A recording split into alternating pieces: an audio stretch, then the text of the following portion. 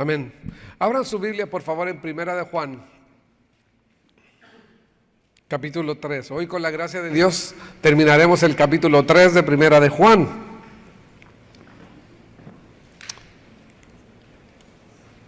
Estoy en Primera de Juan, capítulo 3, versículos 19 al 24.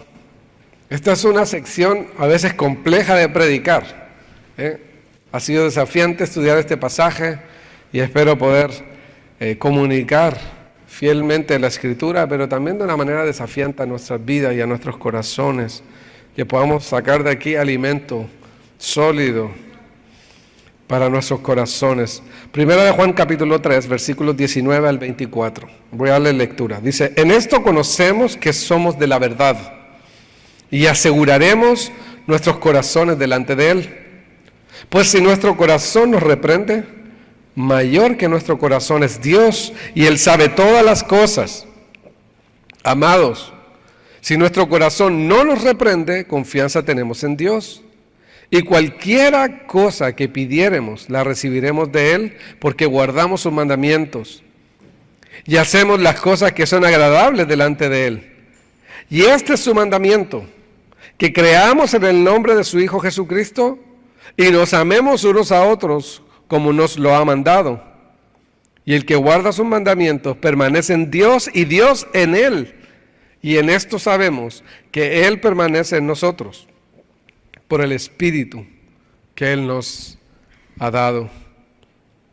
He titulado este sermón Seguridad Interior. Yo no sé cuántos de ustedes han estado escuchando en los noticiarios los últimos años cuánto este gobierno ha invertido en seguridad nacional. Incluso en los últimos 20 años, cuánto el gobierno de este país ha invertido en seguridad nacional. Cientos y cientos y cientos de millones de dólares para resguardar la frontera, para también las policías, para los centros de investigación, para la protección de los puertos, aeropuertos. Pero también en el día a día se escucha mucho esto de que estamos entre una sociedad en la que a veces hay falta de seguridad.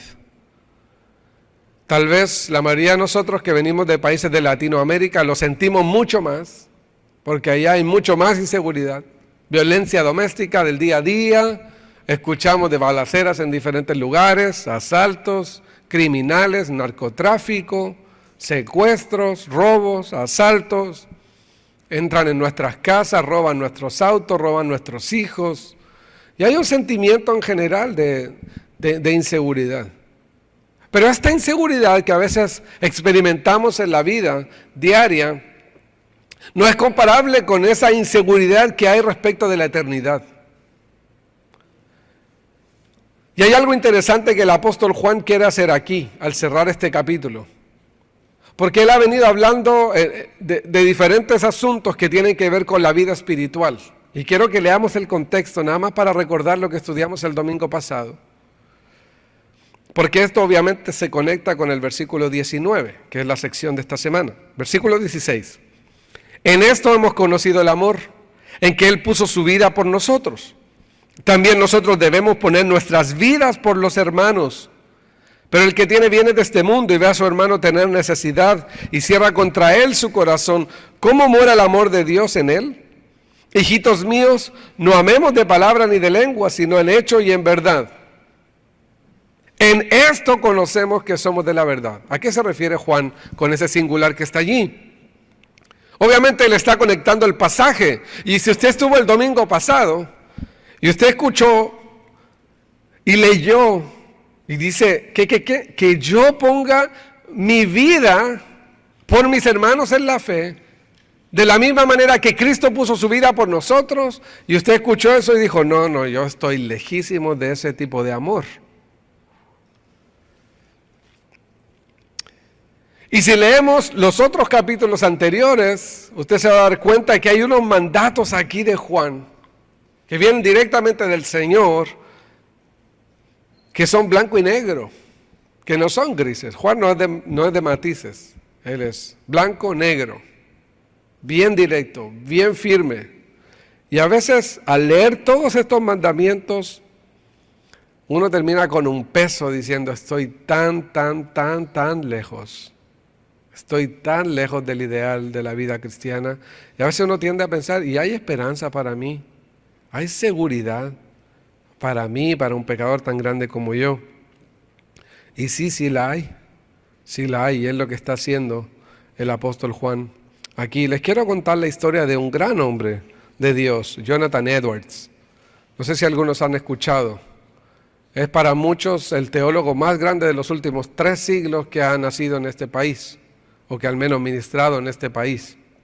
Jonathan Edwards inició un movimiento tan grande que se expandió en muchas regiones y una influencia tan grande en diferentes discípulos que él tuvo, hombres que fueron impactados por su ministerio, por su vida, por sus escritos, con una herencia puritana muy fuerte en la teología. Jonathan Edwards fue un teólogo, pastor, misionero, nació en 1703, murió en 1758. Es conocido como uno de los más grandes y profundos teólogos cristianos protestantes en toda la historia de Estados Unidos. Él fue el único hijo varón entre 11 hermanas. Interesante porque él a los 10 años escribió una pieza semi-humorística sobre la inmaterialidad del alma. A los 10 años. Edwards ingresó a la Universidad de Yale en 1716 con menos de 13 años. A los 12 años, ¿sí? Entró allí a estudiar. Antes de su graduación, en septiembre de 1720, graduó como el mejor alumno y representante de su clase. Se dedicó durante los últimos años, 2 años posteriores a su graduación de Yale, a estudiar teología en New Haven. Entre los años 1735 y el 37, su predicación de la palabra de Dios dio como un resultado un gran avivamiento y mover espiritual en medio de su congregación, que se extendió a los lugares alrededor y luego se extendió a otros grandes hombres que recibieron mucha influencia de él. Incluso entabló una gran amistad con George Whitefield, que también es otro hombre de mucha influencia en este país. El doctor Martin Lloyd-Jones incluso dijo: no hay ningún otro hombre más relevante para la condición actual del cristianismo que Jonathan Edwards. Quien desee saber de qué es un avivamiento espiritual verdadero, Edwards es el hombre que debe consultar. Eso dijo el gran Martin Lloyd-Jones. Este hombre, Jonathan Edwards, escribió un famoso sermón que se llama Pecadores en manos de un Dios airado. Y en su lucha espiritual, y esto es lo interesante, porque usted escucha todo esto y dice: no, este hombre debe ser un titán de la fe. Pero al leer su biografía, decía que Edwards se encerraba solo muchas veces en su cuarto a orar con Dios, desesperado por el gran pecado que había en su alma. A veces no podía dormir, a veces pasaba horas, aterrado por el pecado que había en su corazón y queriendo ser libre de esa lucha que había con el pecado. Y escribió sus famosas 70 resoluciones, no sé si habla de las 70. Él dijo: tomo la resolución de que voy a hacer todo aquello que piense que sea más para la gloria de Dios y por mi propio bien, beneficio y placer durante mi tiempo, sin ninguna consideración del tiempo, sea hora o tras millares de años, me resuelvo a hacer cualquier cosa que sea mi tarea y deber para el bien y ventaja de la humanidad. Tomo la resolución de hacer esto sin importar cualquier dificultad que se me presente. Dijo él también: tomo la resolución de estar continuamente dedicado a encontrar nuevas ideas o inventos para promover estas resoluciones mencionadas. Resuelvo que si alguna vez caigo o me vuelvo perezoso de tal manera que fallen estas resoluciones, me arrepentiré de todo lo que yo pueda recordar. También él dijo: estoy resuelto a vivir en todo el tiempo como pienso que es mejor de acuerdo a mis devotos conceptos. Y cuanto más nociones tenga claras del Evangelio y del mundo por venir, viviré de acuerdo a eso. Resuelvo nunca hacer nada que tenga miedo de hacer si yo supiera que me faltaría 1 hora para escuchar la trompeta final de mis días. Estoy resuelto a hacer nunca nada que tomo la resolución de mantener la más estricta moderación al comer y al beber. Estoy resuelto a hacer nunca nada que tenga que hacer daño a alguien más o que me diera la ocasión de despreciarlo o pensar cualquier forma mal en cuanto a otro. Me determino, dice, estoy resuelto con frecuencia a tomar alguna acción deliberada, la cual me parezca hacer lo más adecuada para la gloria de Dios, y rastrear incluso la intención original y los fines de ella, y si encuentro algo que no sea para la gloria de Dios, juzgarla como una violación. Tomo la resolución de examinar cuidadosa y constantemente cualquier cosa que haga que pudiera poner en duda cualquier rasgo mínimo de mi amor por Dios. Estoy resuelto a deshacerme de todas las cosas que yo descubra que me contristan con certeza. Me determino nunca omitir voluntariamente ninguna cosa, excepto aquello que traiga gloria a Dios. Estoy resuelto a estudiar las Escrituras firmemente, constantemente y con frecuencia, al punto de que pueda encontrar y plenamente percibir que estoy creciendo en la palabra todos los días. Y así les puedo leer las 70. Y uno al leer todas estas resoluciones, dice, no, esto es inalcanzable. Pero hay algo interesante en la experiencia de Edwards. Él comenzó a sentir inseguridad interior. Porque a pesar de que todo esto suena muy piadoso, él se dio cuenta que él mismo nunca podría cumplir sus propias resoluciones. Miren lo que dice este historiador respecto de la biografía de Edwards. Jonathan Edwards se dio cuenta de que sus resoluciones fallaron cuando trató de llevarlas a cabo en sus propias fuerzas. No podían tener éxito a menos que se basaran en la gracia de Dios y el poder del Espíritu Santo. Y noten lo que dijo Edwards en su propia biografía, en su autobiografía, el 2 de enero de 1722. Descubro por excelencia que permitiéndome hacer resoluciones y hacer lo que quiero, todo es nada y sin ningún propósito en absoluto, sin el movimiento del Espíritu de Dios. Este hombre pasó por un tiempo muy oscuro de temor interior al ver que él no podía vencer el pecado, que era pecador y que era pecador, y que por más que intentara hacer todas las cosas para la gloria de Dios, había un peso interior en su alma, porque todos los días pecaba. Incluso en su biografía él decía, estoy impresionado de la dureza de mi propio corazón. Y usted dice, Nelson, ¿en serio? Pero ¿y cómo logró todo lo que logró? ¿Cómo es que fue de impacto tan grande? Por lo mismo, queridos. Porque solamente personas que están convencidos de su debilidad y su necesidad de Dios, aquellos que en sus corazones se mueve poderosamente el Espíritu de Dios, el Espíritu de Dios te lleva a un punto en que tú dependes totalmente de la gracia divina para hacer lo que haces. Y Edwards estaba desesperado por esa inseguridad que rondaba en su corazón a causa de la lucha contra el pecado. Y al leer pasajes como estos, de que tengo que poner la vida por mis hermanos, y luego tú te miras en el espejo de la palabra de Dios y dices, Nelson, yo no quiero compartir ni $5. Soy tan egoísta. Y luego lees otros mandamientos que están aquí y dices, es que soy tan egocéntrico, soy tan impaciente, me falta tanta humildad. Y a veces, al vernos tan faltos, tan lejos del ideal de Dios, podemos sentir y experimentar desesperación por nuestro pecado. Pero queridos, el propósito del Evangelio no es dejarnos allí en la desesperación. Tú y yo podemos experimentar seguridad de que somos sus hijos. Noten lo que dice Juan aquí en el versículo 19. En esto conocemos que somos de la verdad. Somos de la verdad. ¿Cómo? De acuerdo al contexto, aquellos que aman a sus hermanos. En aquellos en los que se ve una marca de amor por los demás. Aquellos que no aman solamente de palabras. No amemos de palabra ni de lengua, sino en hecho y en verdad. Aquellos que de veras se desprenden de lo suyo por amor a los demás. Queridos, la obediencia a Dios asegura nuestros corazones. Pero cuando un verdadero creyente está viviendo una vida de desobediencia a Dios, o está viviendo una doble vida, o está viviendo una doble moral, o tiene una vida oculta, o tiene pecados ocultos, o está caminando con una vida que no es honesta, que no es consecuente al Evangelio, es imposible que experimentes paz interior. Imposible. Un verdadero creyente no puede permanecer en paz interior si sabe que está viviendo una vida que no es consecuente al Evangelio. Así que si tú eres un hijo de Dios y estás viviendo una vida que no es consecuente a la verdad del Evangelio, no esperes sentir paz. El único que puede sentir paz viviendo una vida no consecuente al Evangelio son los que no tienen el Espíritu de Dios.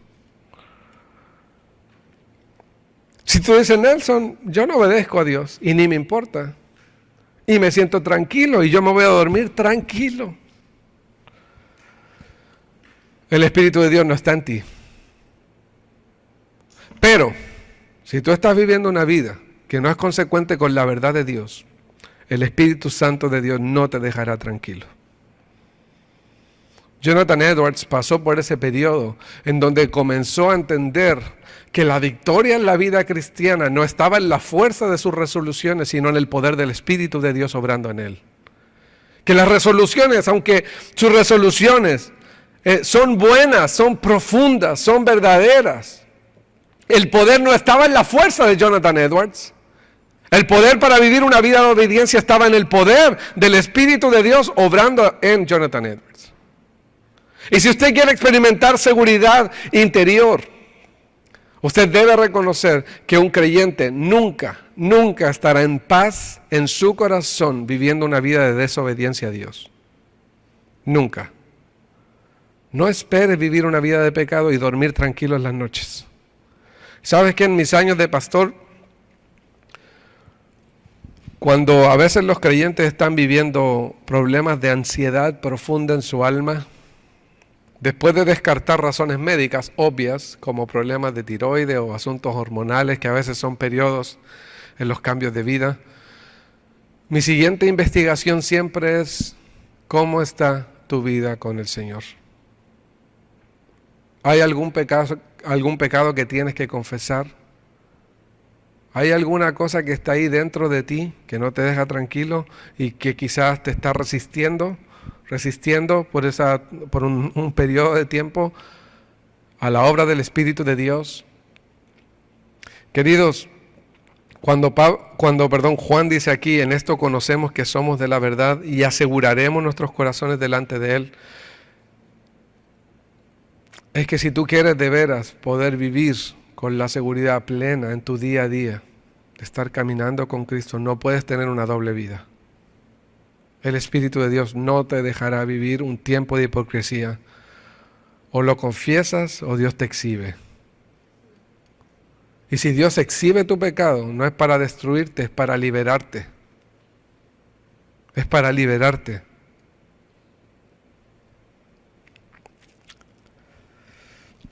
Muchos cristianos hemos pasado tiempos de duda, de temor, de ansiedad, incluso a veces sentimientos de ser rechazados por Dios. ¿Cuántas veces te has sentido así? ¿Será que Dios me va a escuchar?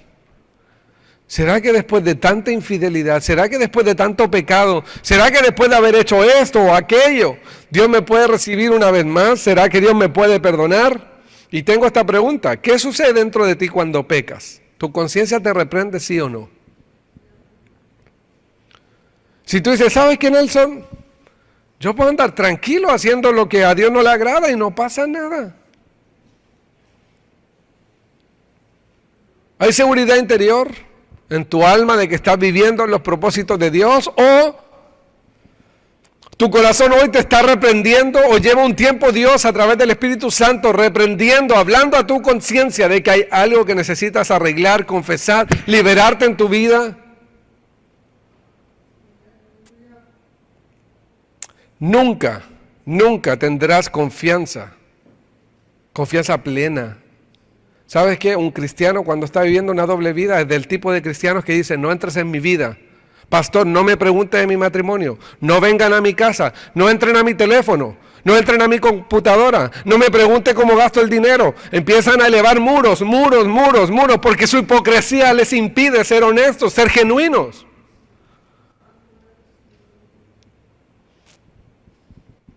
¿Quieres vivir una vida segura sin estar escondiéndote de nadie, pisando con mucho cuidado y cautela? Nadie puede entrar en estas áreas de mi vida porque apenas alguien entre se van a dar cuenta quién soy. Nunca podrás vivir una paz interior, seguridad interior. Nunca. A menos que vivas una vida genuina en tu relación con el Señor. Y no hablo de una vida perfecta, pero sí genuina, donde puedes confesar tus debilidades y buscar ayuda y pedir al Señor y buscar a Cristo. Y aunque Jonathan Edwards con buena intención escribió todo esto, él llegó a un punto en su vida en que se dio cuenta que por más que se esforzara, el poder no estaba en él, a menos que la gracia de Dios y el poder del Espíritu Santo obraran en su vida. Una de las técnicas de Satanás y del pecado es creer que nosotros podemos solos, es convencernos de que podemos solos, de que no necesitas a nadie más. Deja esto entre tú y el pecado, déjalo ahí, escóndelo, escóndelo, escóndelo. Y Dios lo quiere exhibir para hacerte libre. ¿Quieres vivir una vida segura? ¿Quieres esa paz interior, esa seguridad interior, donde ni tu corazón te condena?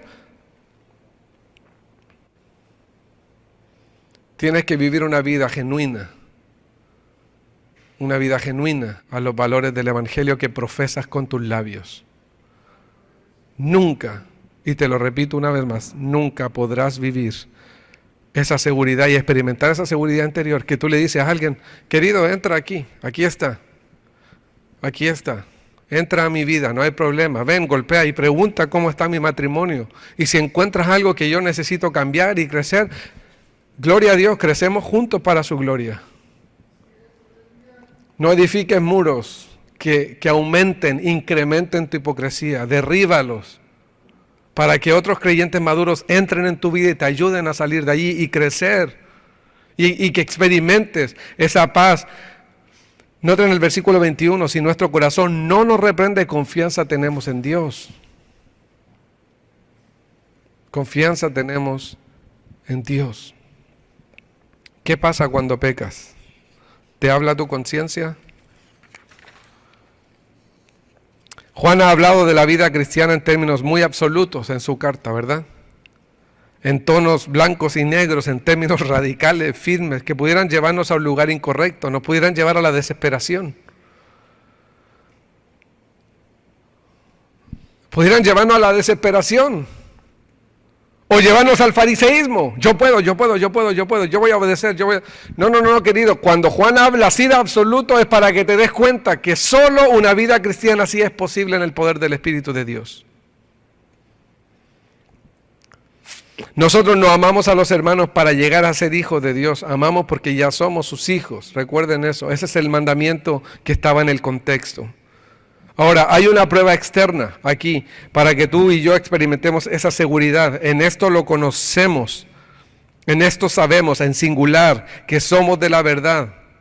Y aseguraremos, eso está en tiempo futuro. Pero en esto sabemos, está en tiempo presente. ¿Cómo puedo hoy saber y asegurar mi corazón delante de Dios? Es que estoy viviendo una vida consecuente al Evangelio. Es que estoy viviendo una vida de obediencia. Jesús me manda a amar, yo amo.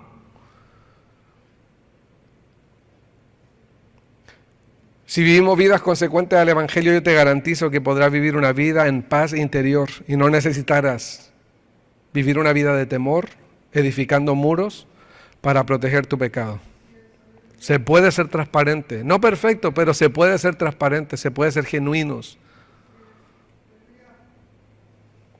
Se puede ser genuinos. Y qué bendición hay cuando podemos vivir vidas así. Queridos, hace 2 semanas yo estuve en una sesión de consejería, mi esposa y yo, con un hermano que nos ha dado consejería por años. Este semestre fue un semestre bien extraño en mi vida, por las clases de maestría, tuve más carga, aparte del seminario, ahora la iglesia, tuvimos que hacer un reajuste. Tuve varios viajes este semestre también y me quitaron un poco el ritmo de trabajo.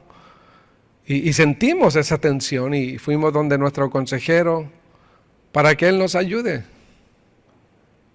Su pastor necesita ayuda, su pastor necesita de otros. Usted también los necesita. Confiese sus debilidades, confiese sus temores. Cristo te puso en un cuerpo, para que juntos caminemos y crezcamos atesorando más y más a Jesús. No edifiques muros de hipocresía que te hagan ver que tú puedes hacerlo todo, que todo en tu vida funciona bien. Ningún cristiano maduro te va a creer eso. Solo los inmaduros creen que está todo bien en tu vida. Ningún cristiano maduro te va a creer esos muros de hipocresía. Todo está bien en mi vida, pastor. Excelente, todo está en excelente, todo, pastor. No, yo no necesito a nadie que me visite. Yo no busco ayuda con nadie, porque todo está tranquilo. Se puede vivir una vida genuina y asegurarás tu corazón delante de Dios. Si vives una vida, una doble vida, una vida que no es de acuerdo a los parámetros del Evangelio, yo te aseguro que el Espíritu de Dios no te dejará tranquilo hasta que salgas de allí. La obediencia es una evidencia externa, es una prueba externa de una conversión genuina. Vivir en obediencia a Dios produce seguridad en el corazón del creyente, mientras que vivir en pecado produce dolor, temor, angustia, vergüenza, aflicción interior. Así es. ¿Por qué no te atreves a confesar tus debilidades? ¿Por vergüenza, por temor, porque te vean débil? ¿Por simplemente aceptar cuáles son tus pecados, con qué cosas estás luchando? Eso trae el pecado, engaño. Te promete una cosa y te da otra. Te promete placer y lo único que trae es dolor, vergüenza, temor, aflicción, ansiedad, angustia. Yo quisiera que ustedes experimenten una vida genuina con el Señor. Y que en lo profundo de sus corazones puedan decir: confianza tengo en Dios.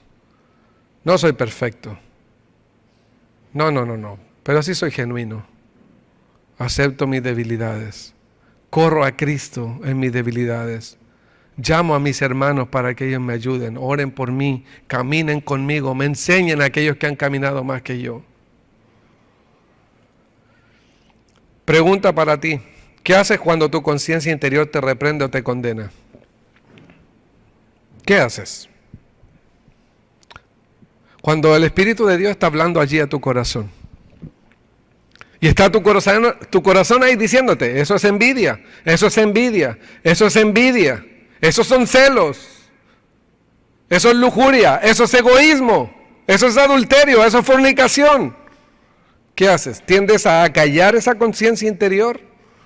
¿Tiendes a autoengañarte para justificar tu pecado y dejar tu conciencia en silencio?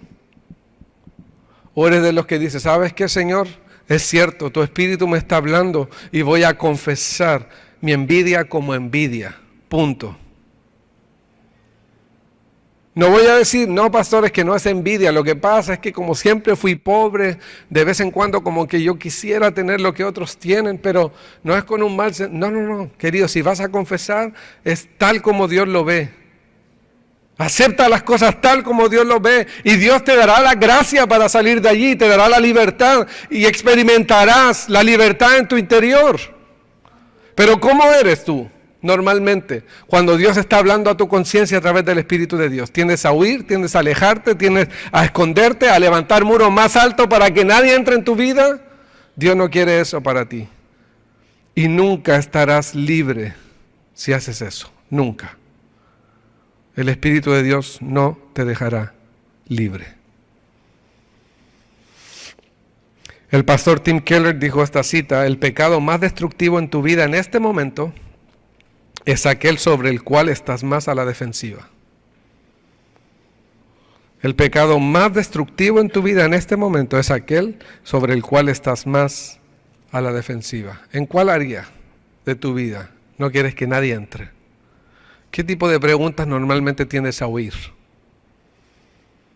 ¿Cómo está tu matrimonio? Bien, gracias, que el Señor te bendiga. ¿Cómo has estado usando tu dinero? Bien, no, todo, gracias, pastor, gracias. ¿Sobre qué áreas de pecado tiendes a huir? Queridos, no existe un solo cristiano verdadero que hoy mismo no esté luchando contra el pecado y experimentando la fiera lucha interior contra el viejo hombre. No hay uno solo. Y si tú quieres hacerme creer como pastor que en tu vida todo va perfecto, solo hay dos opciones. O eres mentiroso o no eres hijo de Dios. Todos estamos luchando con el pecado. Aceptémoslo. La iglesia tiene que ser un ambiente de confesión, en donde pecadores están encontrando la gracia y la libertad en Jesucristo. No necesitamos más hipocresía. Podemos derribar esas paredes de hipocresía y ser genuinos. Y buscar a Jesús juntos y crecer juntos y aceptar nuestras debilidades. Para que por la gracia de Jesús experimentemos libertad, pero también seguridad interior. Puedas experimentar esto, confianza tenemos en Dios. Esa es la prueba interna ahora. La prueba externa es la obediencia, la prueba interna es esta. Es la conciencia, la ley de Dios escrita en el corazón de cada ser humano. Y además no solo su ley escrita en el corazón, es la presencia del Espíritu de Dios. Noten el versículo 24, cómo termina. En esto sabemos que Dios permanece en nosotros por su Espíritu que nos ha dado. Esto es un hecho para los creyentes. Tenemos el Espíritu de Dios, hay una evidencia interna. Ahora, ¿la conciencia puede condenarnos? Esa es la pregunta. ¿Puede condenarnos la conciencia? Claro que sí. Claro que sí, pero en el sentido de convencernos de nuestro pecado. No se refiere a condenarnos en términos de perder la salvación.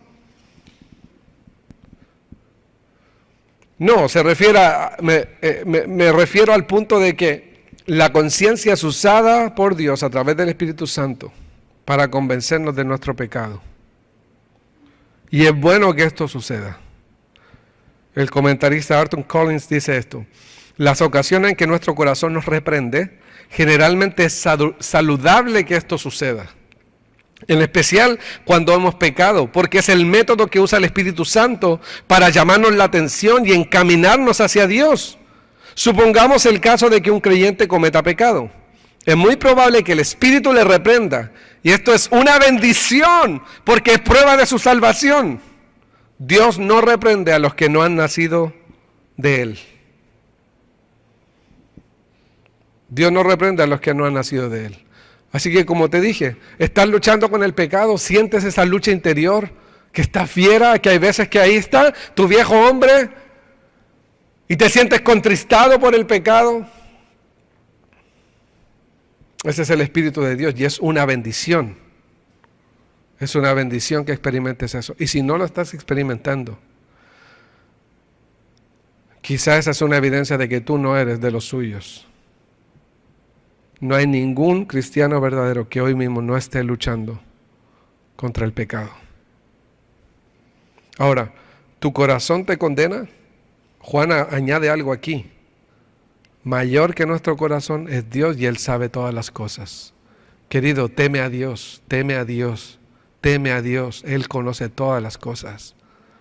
Tú puedes ocultar algo de mí, de tus padres, de tus hermanos, de tu esposo, de tu esposa, de quien sea. Pero Dios sabe todas las cosas. Todas las cosas. Nosotros podemos ver lo que hacemos, pero Dios incluso ve nuestras motivaciones, nuestros pensamientos, todas las cosas, querido. Así que nuestra conciencia a veces un poco embotada por el pecado, afectada por el pecado. Juan nos pone el estándar. Escuchen esto: el corazón es tan engañoso que puede llevarnos a creer ideas equivocadas respecto de nosotros mismos. Incluso nuestro corazón puede llevarnos a justificar nuestros propios pecados o ser permisivos con nosotros mismos con respecto a ciertos pecados y conductas. Por lo tanto, el corazón no es el juez final de la experiencia cristiana o quien dicta la última palabra con respecto a tu pecado. No es tu corazón, aunque Dios usa tu corazón, la conciencia. Pero no es el final, el juez final del cual depende tu identidad, tu valor, tu vida espiritual. Y los conceptos respecto de tu pecado es Dios mismo. Teme a Dios. Él conoce todas las cosas. Dios no puede ser burlado. ¿Tienes esa confianza hoy? Puedes decir: pastor, yo soy pecador y lo acepto. Pero veo al Espíritu de Dios obrando todos los días en mi vida. me convence de mi orgullo, de mi egoísmo, me lleva a Cristo, corriendo más y más a mi Salvador. Veo cada día de mi vida cristiana cuánto necesito a Jesús. Eso es una bendición. Esa es la prueba interna que experimentamos en esta lucha. Y noten también la confianza. La confianza. Versículo 22. Y cualquier cosa que pidiéramos la recibiremos de Él, porque guardamos sus mandamientos y hacemos las cosas que son agradables delante de Él. Noten la confianza. Ahora, cualquier cosa que le pidamos, esa es la pregunta. O sea que yo le pido ahora un jet privado y Dios me lo va a dar. Ahora es importante notar algo, queridos. Esta afirmación, cualquier cosa que pidiéramos, se encuentra entre dos verdades. La primera verdad es una conciencia limpia de estar caminando de acuerdo a la voluntad de Dios. Una conciencia limpia de estar caminando de acuerdo a la santidad de Dios. Pero también luego dice, guardamos sus mandamientos y hacemos las cosas que le son agradables a Dios. Esta frasecita, cualquier cosa que le pidamos, claro que no es una promesa para los inconversos. Segundo, no es una pócima mágica para pedir regalos, ni mucho menos una licencia para el materialismo, tampoco para apoyar el falso evangelio de la prosperidad. Porque de hecho, el mismo apóstol Juan en el capítulo 5, versículo 14, lo vamos a ver más adelante, dice que Dios responde nuestras oraciones de acuerdo a su voluntad. Así que cualquier cosa que le pidiéramos, ¿qué significa? Queridos, es que un creyente que tiene paz interior en su corazón por vivir una vida genuina con Dios, que está caminando en amor, que está obedeciendo a Dios y guardando sus mandamientos y haciendo lo que es agradable delante de Dios, seguro que no le va a pedir cosas a Dios que están fuera de su voluntad y que no traigan gloria a Dios. Me gusta lo que dice Lenski, un teólogo luterano, hace esta pregunta. ¿Podrían los hijos de Dios pedir las mismas cosas que le pedirían los hijos del diablo? Claro que no. Claro que no. Noten la confianza, queridos. J.C. Ryle dice, dime cómo ora un hombre y te diré cuál es el estado de su alma. La oración es el pulso espiritual. El que es hijo de Dios se puede acercar confiadamente al trono de la gracia mediante la fe en la obra de Jesús. Hebreos 4:16. Cuando un cristiano deja de orar, normalmente es por dos razones. ¿Está viviendo una vida de pecado no confesado? ¿O por orgullo? Si te falta oración, te sobra orgullo. Quiero compartir dos citas más respecto de la oración. Leonard Ravenhill dijo, si somos débiles en la oración, somos débiles en todo. Orar, J.C. Ryle, orar y pecar nunca vivirán juntos en el mismo corazón. La oración consumirá el pecado o el pecado ahogará la oración. Si estás viviendo una vida consecuente al Evangelio, con un corazón que está en paz interior, con seguridad interior de caminar en una vida genuina al Señor, y además haciendo las cosas que son agradables delante de Él, pide lo que quieras. Tu corazón está afinado con la voluntad de Dios. Y quiero terminar con estas preguntas para ti. ¿Qué sucede cuando tu corazón te condena? ¿Qué puedes hacer cuando tu conciencia te acusa con respecto a algún pecado en tu vida espiritual? ¿Qué haces cuando el Espíritu de Dios te convence de pecado? Te pregunto esto, ¿puedes correr hacia Dios cuando tu conciencia te condena? ¿O esperas que tu conducta te haga sentir digno de correr hacia Dios?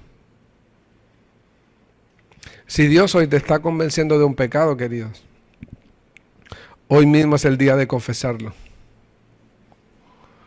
y de correr a Cristo por la fe. Mucha gente dice, mire pastor, déjeme arreglar mi vida primero y cuando me porte bien, entonces me voy a acercar a Dios. Eso es idolatría. Eso es confiar en tu propia performance para acercarte a Dios, en tus propias obras para acercarte a Dios. Eso es idolatría, estás confiando en ti mismo. Si hoy el Espíritu de Dios te está convenciendo de un pecado, confiésalo, mira a Jesús y corre a Jesús por la fe. Acércate a nuestro Padre Celestial una vez más por la fe en Jesús, confiando en la obra de Jesús, no en tus buenas obras. Y segunda cosa, queridos, si el Espíritu de Dios te está llamando a confesar ahora mismo un pecado, no dejes pasar este día. Toma ventaja de este cuerpo de Cristo que Dios te ha dado para que juntos crezcamos en la gracia de Jesús. Y te garantizo por el Espíritu de Dios que vivirás una vida interior tranquila, genuina, delante de Dios, porque no tienes nada que ocultar. Y espero que esa libertad tú y yo la experimentemos siempre en nuestro caminar con Jesucristo. Vamos a orar. Amado Dios, espero que tu Espíritu haya hablado a nuestras vidas. Anhelo, Señor, más confesión, más humildad, más llanto por el pecado, Señor. Permítenos ser genuinos